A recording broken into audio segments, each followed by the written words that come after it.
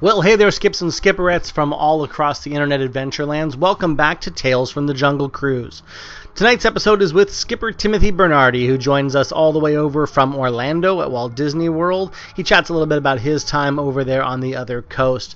Thanks, everyone, for sticking with us for the last episode. I know it was a little bit unconventional, but we had a great time with it, and we really appreciate that you guys enjoyed it and gave us such great feedback. You know, I haven't said this for a while, but if you get a chance, go on over to iTunes and give us a little positive comment there. We always appreciate it. And now, everybody, let's roll out with Tales from the Jungle Cruise, Episode 17, Season 2, with Skipper Timothy Bernardi.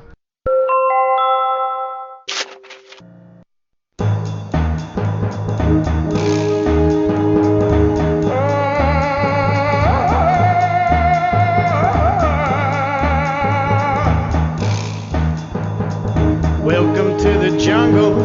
We've got fun and games. We've got anything you want. We know the names. We are the people who can get whatever you may need. If you got the money, honey, we got your disease right here in the jungle. Welcome to the jungle. Watch it bring you to your knees. Say, I want to watch. So, welcome everyone to Tales from the Jungle Cruise. I just kind of roll it out a little soft and easy. I'm assuming that you've heard the podcast by this point. Yeah, I've heard a podcast before. Okay, good. They're big technology. They're going to be the radio of the internet or the television or whatever it is. So, no, cool. I'm glad we actually were able to make this happen. We've kind of been bouncing back and forth. My very first contact with you goes all the way back to February of 2012 when you were letting me know about a contest on the themeparkinsider.com website. And it was a bracketed kind of a Sweet 16 basketball tournament inspired contest to determine who the best rides at the park was, who had the best roller coaster and who had the best themed attraction. And as I recall, the Jungle Cruise was up against, remind me who else, what category it was in. The Jungle Cruise was up against Kilimanjaro Safari, the other Disney jungle-based attraction here in Orlando. And essentially every year, Bob Niles over at Theme Park Insider does a contest where people get to arrive at the website, vote, and choose between competing attractions. And it's not just Disney attractions, of course, it's all theme park attractions. And, of course, once you vote for your particular attraction, then you can jump down onto the thread and trash talk all you want. And I've always been a big lobbyist, for lack of a better phrase, advocate for the Jungle Cruise on the website. And so when it was Jungle Cruise versus Kilimanjaro, that's when I said, I got to get Kyle Crocker involved in this and see if he can throw some votes our way, and we ended up being victorious. Yep. Now, we had our first Walt Disney World skippers on the episode that we just put up a couple weeks ago. So by the time this goes up, it'll be maybe a month and a half ago. But we had what was your time frame? When were you at the Jungle Cruise in Orlando? I am decidedly old school, Kyle. I started at the Jungle Cruise in the fall of 1982. I was a student with the Magic Kingdom College Program. Now, some of your listeners may be familiar with the Walt Disney World College Program as it exists today, but this was the Magic Kingdom College Program, living in double-wide trailers, 8 guys to a trailer, in the fall of 1982, same fall that Epcot opened up. And I was blessed with the opportunity to be a Jungle Cruise skipper. And this summer will mark, it's been 30 years since 1982, obviously, but I went back to the University of Kentucky and elected to relocate back down to Florida, where in the summer of 1983, I worked that entire season as a Jungle Cruise skipper. Mm-hmm. And then after you were done with it, you went and actually did college and those little things. By the way, 8 Man in the Trailer is by the way, the worst sitcom that CBS has ever had.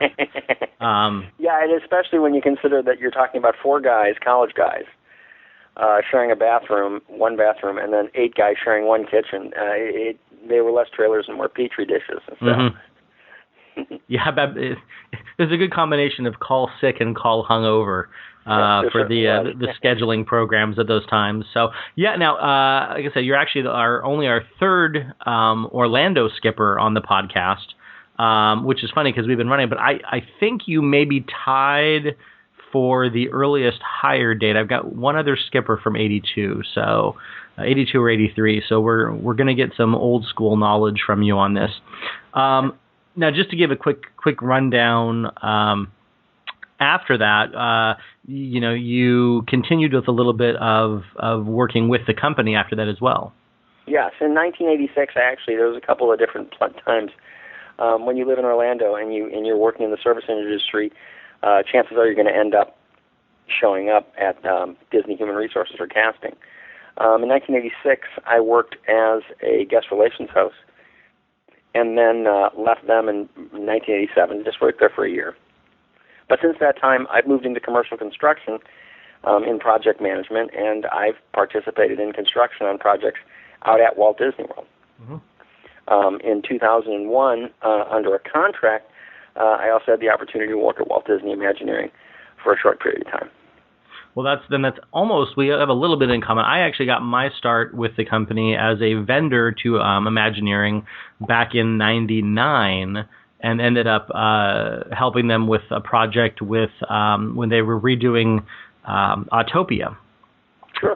So I kind of got started more on the Imagineering side, and then when I decided to get out of that career, I decided just to come and work at the park for a while. So was it? I mean, did you get the bug early? Was the college program for you it was a convenient situation, or was it always your dream to work at the resorts? When I was a child, we're talking 1973, 1974, my parents, I was growing up in Chicago, and my parents took us down to Orlando for a visit to Walt Disney World. Mm-hmm. And the Jungle Cruise especially was absolutely one that stood out for me. So I gleamed onto that very, very early. In fact, when I went it was in 1982, when I went for the interview to get into the Magic Kingdom College program, and they asked me what job I wanted to do, I said flat out Jungle Cruise. Mm-hmm. And so I had that affinity for the theme parks. I had visited Disneyland in 1968 and again in the summer of 1980. But the Jungle Cruise was always just it, as far as I was concerned.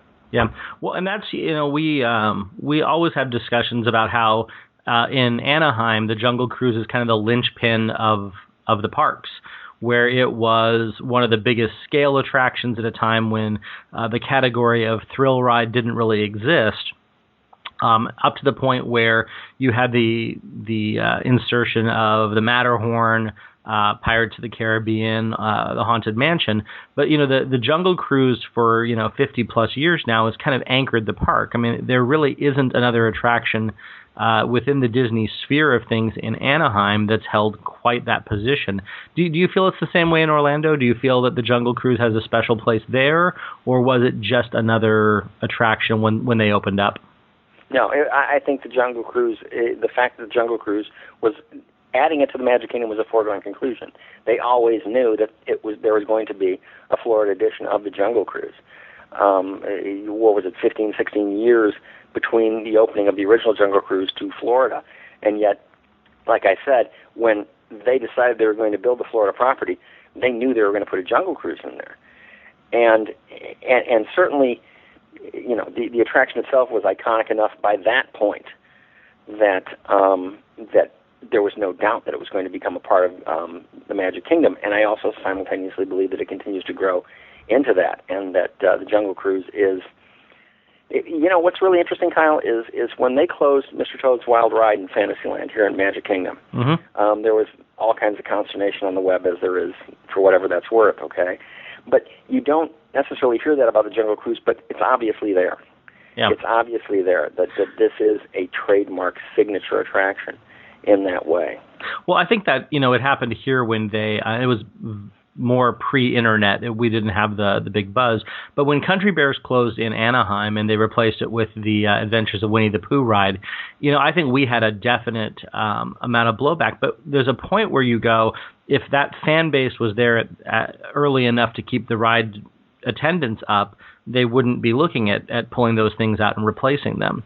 I do think Disney's smart in the fact that they always keep one iteration of the rides open at one of the parks. So you guys have Country Bear, we have Mr. Toad. I'm sure that those won't change anytime soon. Although, yeah, maybe, it's time to throw a little new music behind the Country Bear Jamboree.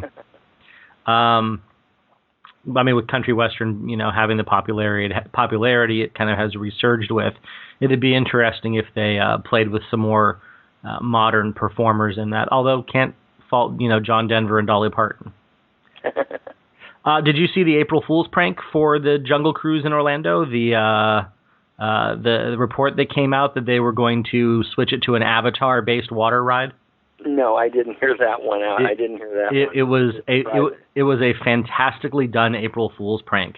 It was one of those. It was slid in, late night on the 30th, so it looked a little bit more real. There wasn't a lot of telling points in there that it was going to be an April Fool's gig other than the release date. But they had talked about, the real estate that the Jungle Cruise takes up in Orlando and what they can do with it.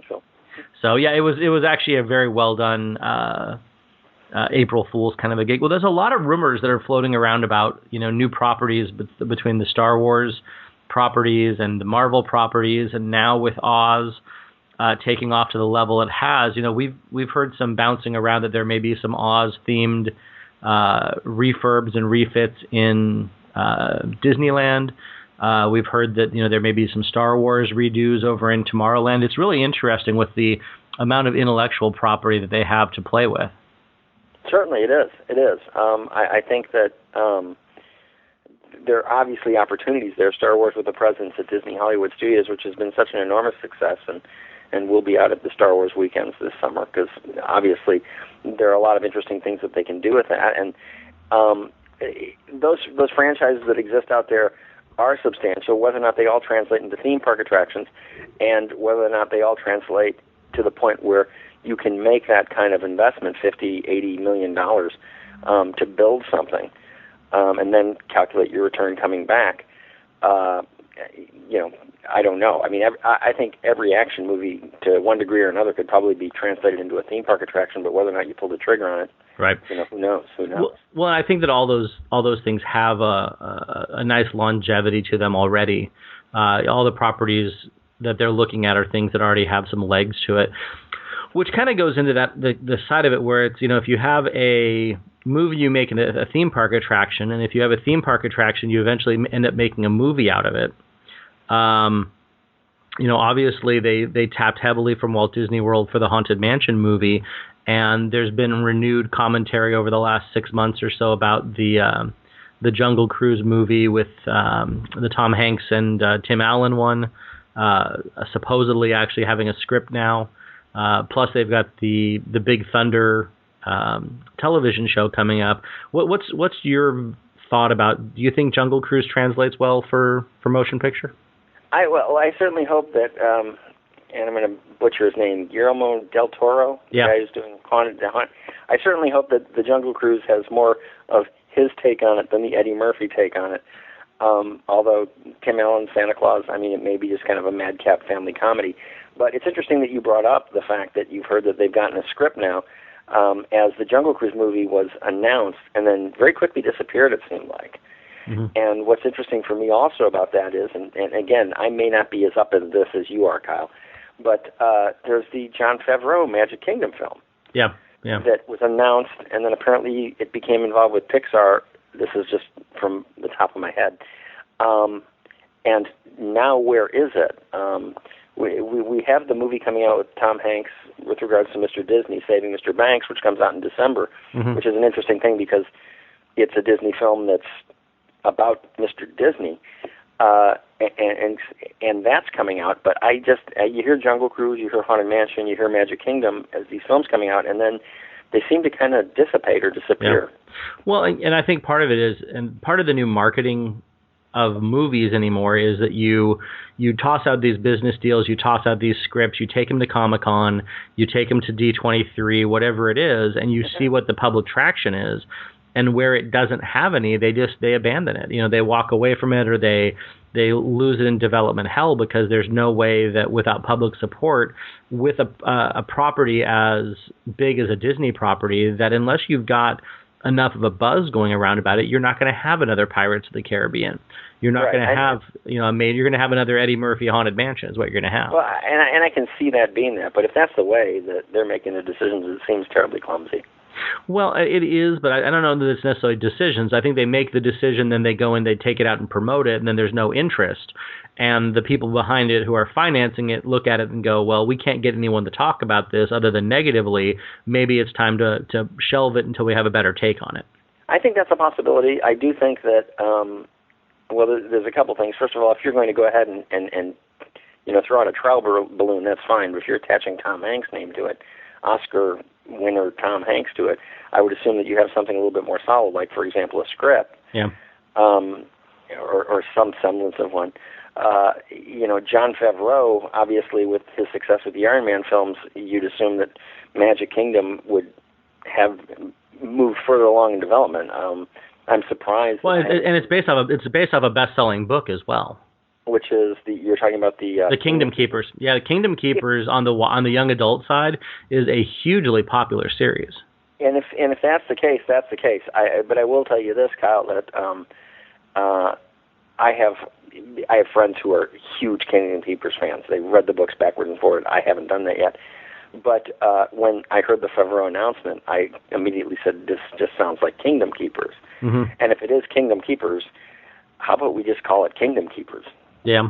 And run with it. I mean, as you say, it's a hugely successful book. The author was down here at the Disney Shopping Village signing copies, and it's my understanding the line went around the block. Yeah. I actually thought that he was tied into it based on that property. So I haven't heard anything about it being connected as far as being an adaptation. Yeah, and I think it would be interesting if if the rights can be worked out, if any of these rumors about Oz being incorporated into theme parks, be interesting to see where that falls as well. Because have you seen the movie? Yes.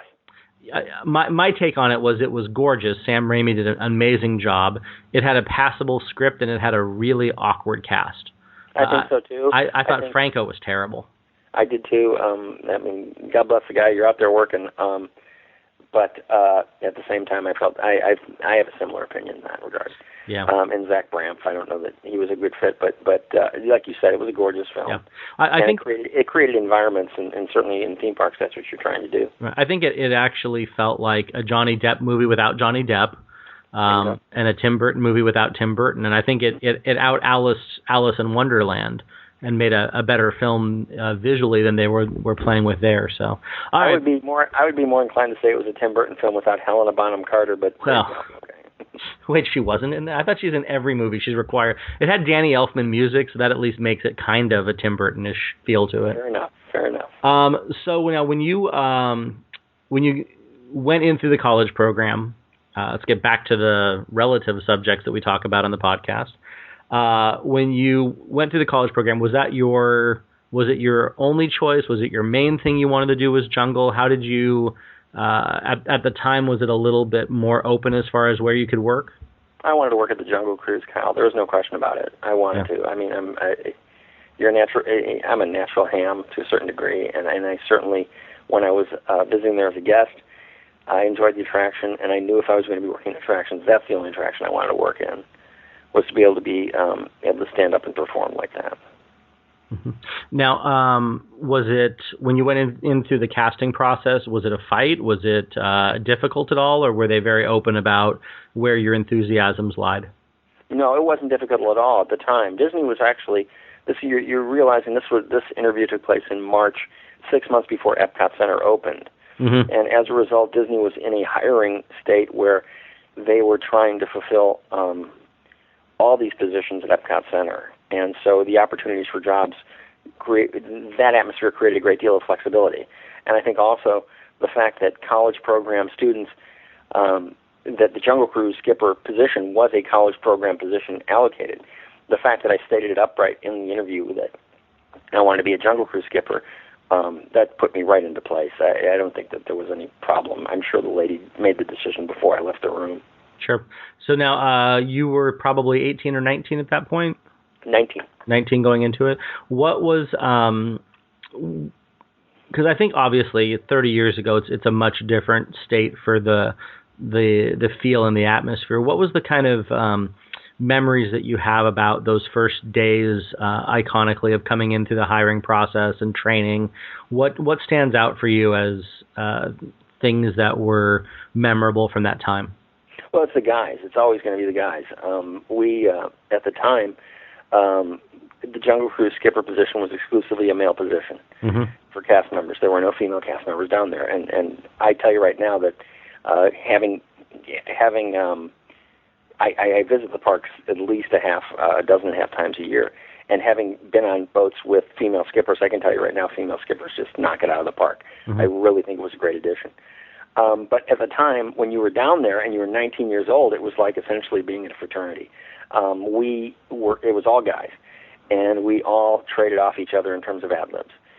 And we were wearing the corduroy shirts, the khakis, and the straw hats at the time. And there was a real camaraderie.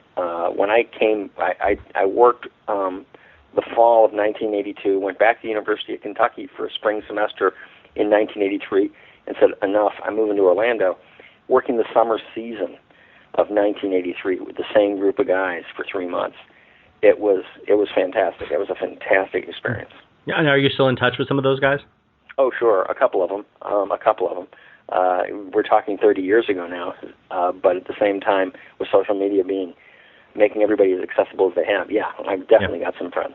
Yeah, we've got a group of Anaheim skippers that range from about 83 to 91. And wow. I want to say that the group probably has a couple hundred people involved in it from different, not all of them were skippers from that era, but it's a pretty active Facebook group. So it would be interesting to know who is right now the oldest existing skipper, because he should be revered. Well, I have a gentleman that I've been working on getting a taping with who worked from 64 to 67. So I'm working on getting some interviews from that time period. It's actually been a little challenging to find people from those higher dates who are either tech savvy enough that we can do remote interviews, or who are local and I can actually pin down. So we're still working on getting some viewpoints from the boats from those younger days. So it really is. That'd be really interesting. That would really be interesting. Well, it kind of supports the concept of the podcast, which all the joking and the smartassery and sometimes the little bit of blue humor that skips in with the Jungle Crews concepts. The concept of the podcast way back when was to create an oral history of what it is fundamentally like to be a Jungle Cruise skipper, and go back and take a look at the 50s and 60s and get some eyes on accounts of what it was like early on. If you get guys like that, I just think it's very affirming. Yeah. It's very affirming to the iconography of the Jungle Cruise and how it is. It not only just is it signature Disney, it being signature Americana in a very big way, and it's a worthy notion to pursue. Looking at what it is as far as its place. Well, I had a chat with a film historian who. This is something that unfortunately couldn't be put on the podcast, but I was having a chat with him about, what had come before in the, the Humphrey Bogart movie and, Amazon Queen, and all of the kind of ways that people perceived that era, and the kind of a gap that you had where some of the jungle adventure movies and things became a little light and a little funny.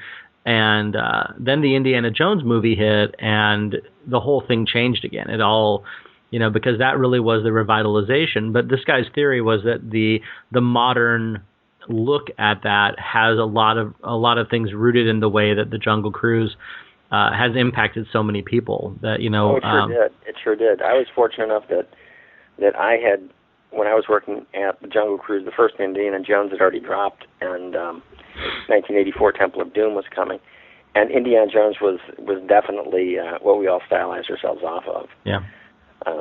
down there at that time. Now, that timeline, I want to say 83, 84. This is for people who are fans of comedy. There was a TV show that came out called Tales from the Gold Monkey. And it was on ABC. I think it lasted part of a season, 8 or 9 episodes, maybe 12 before it was canceled. But the concept was basically, I hate to say it, but it was Tailspin, the Disney cartoon. Sure. It was a guy with a plane. I think actually Tailspin was so lifted off of this show that it's a little peculiar when you look at how close the characterizations were. But Tales from the Gold Monkey, some of the episodes have actually made it now onto YouTube. And there were so many Jungle Cruise style jokes, and it really took the trope, some of the things that were, the wisecracking skipper and the bar owner, and all these really strong characterizations, and it really gelled it. And that was one of my earliest memories. I actually didn't grow up in in Anaheim or Orlando, just to be clear. I actually grew up in Washington State, in Seattle and Spokane, and I only went to Disneyland once when I was 8, and then the next time that I came was when I was 20 or 21 years old on my honeymoon. So, I mean, for me, it wasn't a constant part of my existence, but of the things I remember when I came down when I was 8 years old, the Jungle Cruise was first and foremost the thing that I remember. Sure. So I think it sticks. A lot of people say that that's one of their first memories of Disney, which I guess statistically it would be for some people. But it is such an iconic thing, and the park has gone through stages of promoting it and not promoting it. So that's a possibility. I mean, let's face it. You're growing up, you're a boy, and you're talking about adventure. Gunshots and hippos, man. Gunshots and hippos. Absolutely. In 1983, we were still shooting the Smith & Wessons with the blanks in them, and we were cleaning the guns at the end of the night. Yeah, I was do you know when Orlando went to the electronic guns? No idea. No idea. We had. It was really amazing because, and I smile thinking about it now. We had a wooden box with these Ace Hardware hinges on it, and you'd flip it open and you'd throw the blanks into the gun, and you'd shoot the hippo, and it would go bang bang, and It would be loud, and the smoke would come off the gun, and it was a great effect. And seriously, I think if Disney wanted to.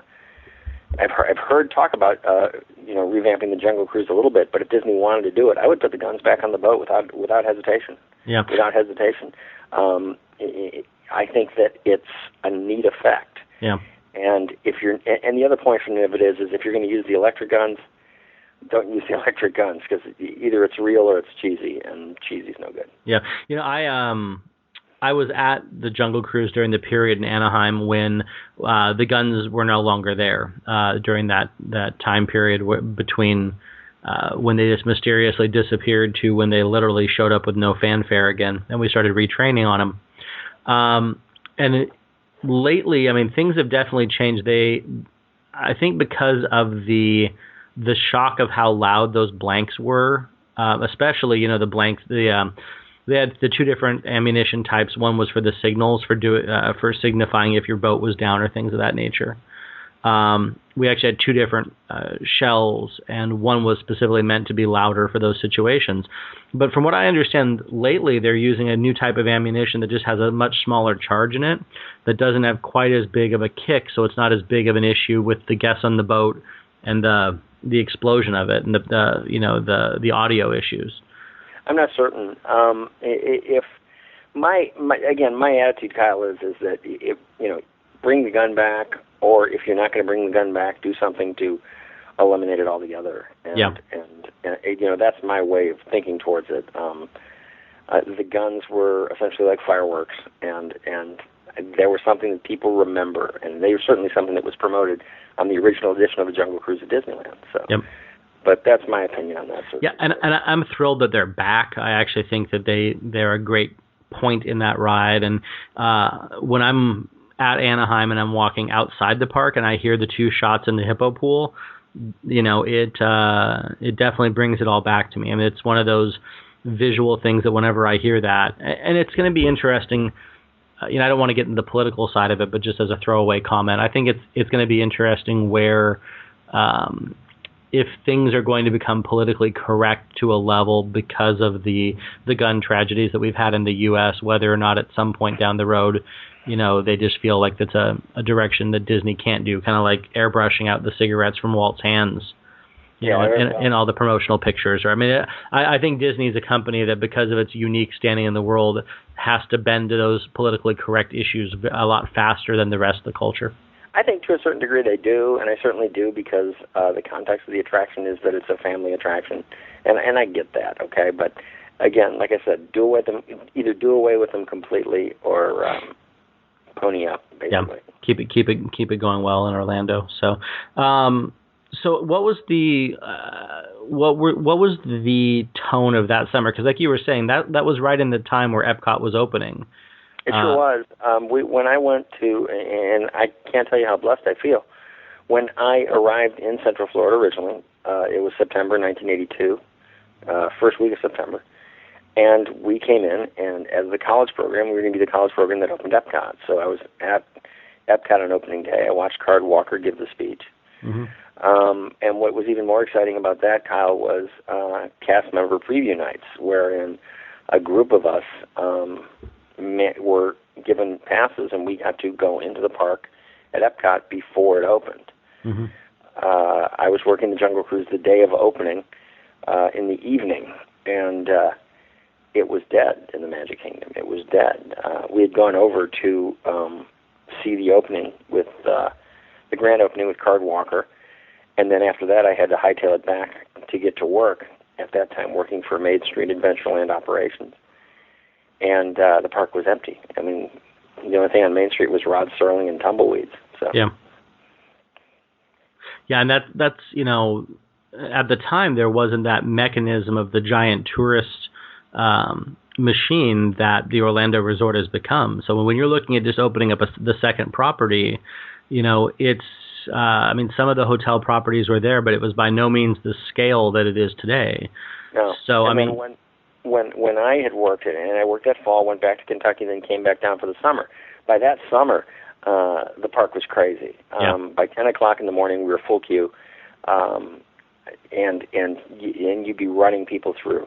Already in 1983, our tourists, our visitors from Brazil, had started to really populate the parks, and there was still those bumps in the road that came with the Epcot attractions.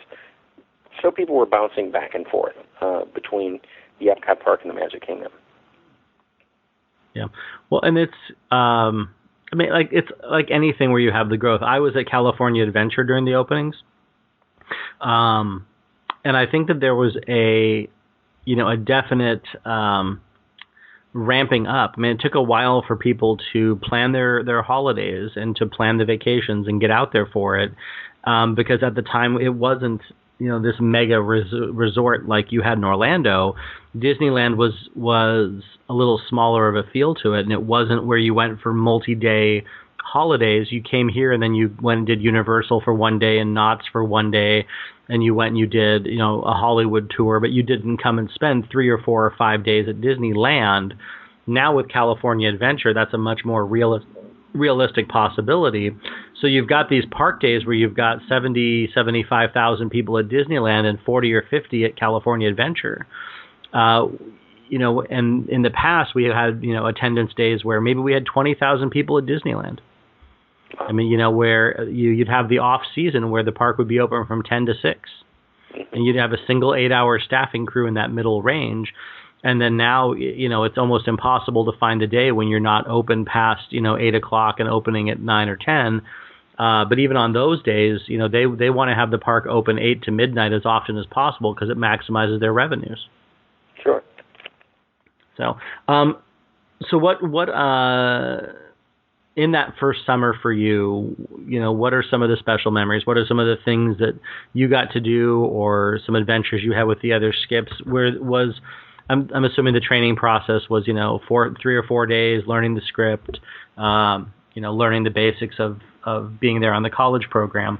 Right. But what else stands out for you for that first summer as far as memories on the jungle?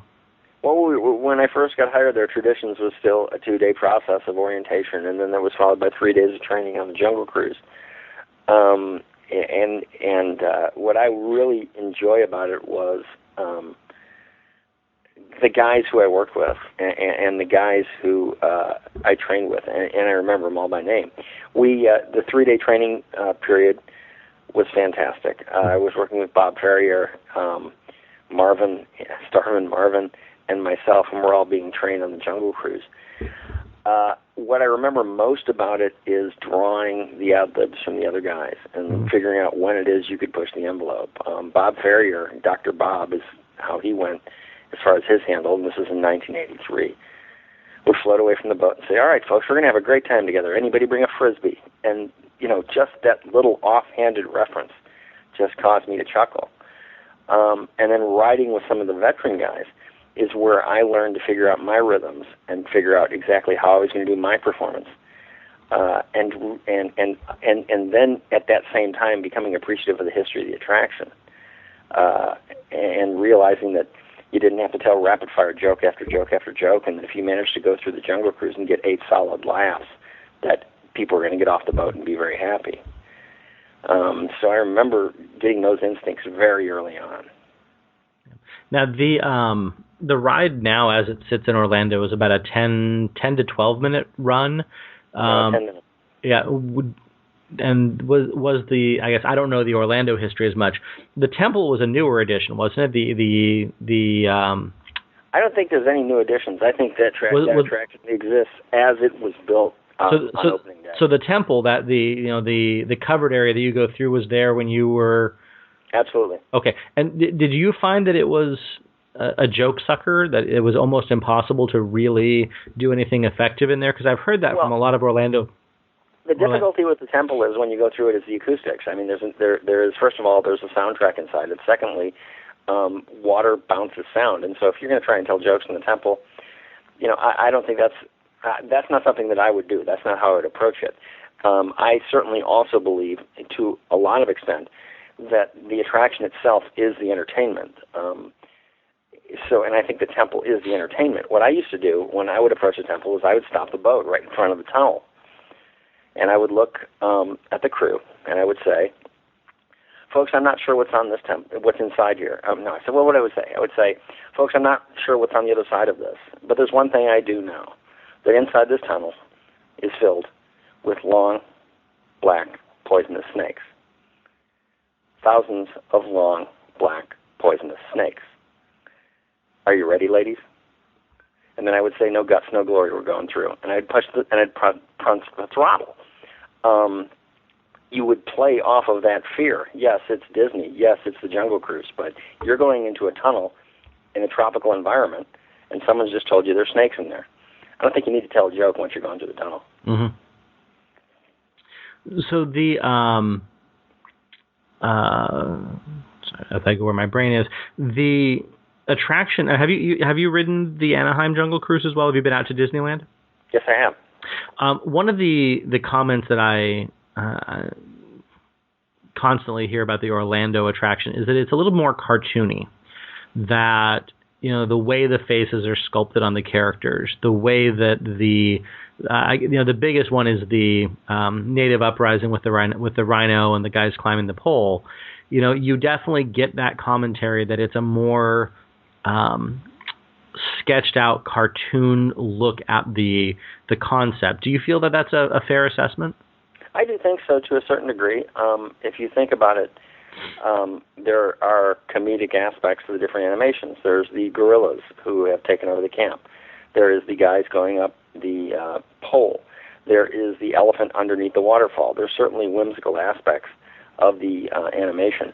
When I would, for example, go by the gorillas as a Jungle Cruise skipper, I really didn't tell any jokes. I really didn't say anything because I think the comedy was the actual animatronic figures on the bank. Well, I think that it's a visual style. It's very much the comedy is already there in the elements of the show scenes because of the way that it's put together, whereas Anaheim takes a drier approach and a more natural-looking approach to the style of the attraction, and then puts more of the emphasis on the skippers to bring that humor. Whereas, and I think partially it's because it is a longer attraction in Orlando, but it also has a different feel to it as far as just the tone of the attraction. It's you have a lot more sky. It's a lot more open. Whereas in Anaheim, it's a much more closed in. The bamboo crosses over the top. You don't get as much natural light. It's definitely spookier at nighttime and a darker attraction at night because there's no lights. Right. So I just always have felt that there's that base level where, you already have some humor. So do you feel like it's harder to take the scripted material and work with it in a way that integrates with that kind of a funnier take and funnier visual? I'm not sure it's that, but I really never even thought about it this way before. But it for me, what you're seeing kind of resonates. First of all, the original Jungle Cruise was built when Mr. Disney was still alive. Okay, and it was also built closer to the release of the African Lion film, which was a quote-unquote true adventure film, right? And so that might have something to do with it. When they went back to create the Jungle Cruise in Orlando, Mr. Disney had already passed, and they were looking at the space they had and designing an attraction based upon that space. Whether the distance from the African Lion made it more of a comedy as opposed to something that was a true life adventure. Mm-hmm. I think that's a worthy point of conversation. Well, and I also think that the culture had changed by that point. That you had an additional 10 years of television where you were starting to get into more experimentation. The cultural mores as far as comedy were starting to move, and there was definitely a shift in the Disney side of things with their live film programming to go to a more comedic and more cartooned live action kind of a feel for their live action films, particularly the things during the 70s. The computer who wore tennis shoes. There you go. I was about to say the exact same thing. And the cat. The cat from Cat from Outer Space. We really don't want to bring up Condor Man because the quicker that disappears, the happier everyone is. But I think that the Disney as a company was going to those family comedies and seeing that more cartooned approach to it was really more of the company direction. I think it showed in the style of the attraction. I think it did too, but to a certain degree, I think the comedy that exists in the attraction is broad. I think that the comedy that exists in the attraction is necessarily topical by any means. Oh, no, and I don't think it's topical, but I think it's a style. The same way that you have a difference, between impressionist painters and romantic painters. It's a different brush stroke and a different way of looking at the subject material. And as skippers, you kind of have to step into, you tell a different kind of joke up against a brick wall than you do if you're on a sitcom set. Right. And I think that's the basis is some of the jokes are very much, bi-coastal and work at either attraction. But I think that there are definite jokes that work more specifically in those areas because of the tone of the attraction. That's a possibility, certainly. I mean, obviously there's specific jokes based upon the animations that's sitting on the banks. Yeah. But I think it's interesting. I mean, if that was the intent, the idea to make things in a comical in a context that was the same as the Comedian or the other venues that Disney was doing, which would be a real interesting, pioneering, almost symbiotic relationship between movie studio and theme park. I mean, we're talking the late 1960s when this thing was designed. And while that may be there and that might have been the intent originally, that's fine, but I still think it translates. Like I said, I don't think it's topical, and I don't think the humor is somehow out of context today. Especially no. And I think it's held up. I think it was well designed. I think there are other attractions that don't, stand the test of time as well. One of the questions that I've enjoyed asking at times on the podcast, I'll throw it to you is, do you think the Jungle Cruise survives at the 100th anniversary? Do you think it's still in the park in the way that it is? or does it have to change as the time goes on, or does it just not fit at 100 years with, when the anniversary happens in 2055? What's when your... you talk 2055, I think that everything in Orlando, theme park wise, and working in commercial construction as I do, and seeing where the bids are and the drawings that are out there, everything is actually gravitating much more short term to 2021, which is the 50th anniversary of the parks. But does it survive 100 years? I think it has to. I don't think it survives in the same form. Ultimately, I don't think you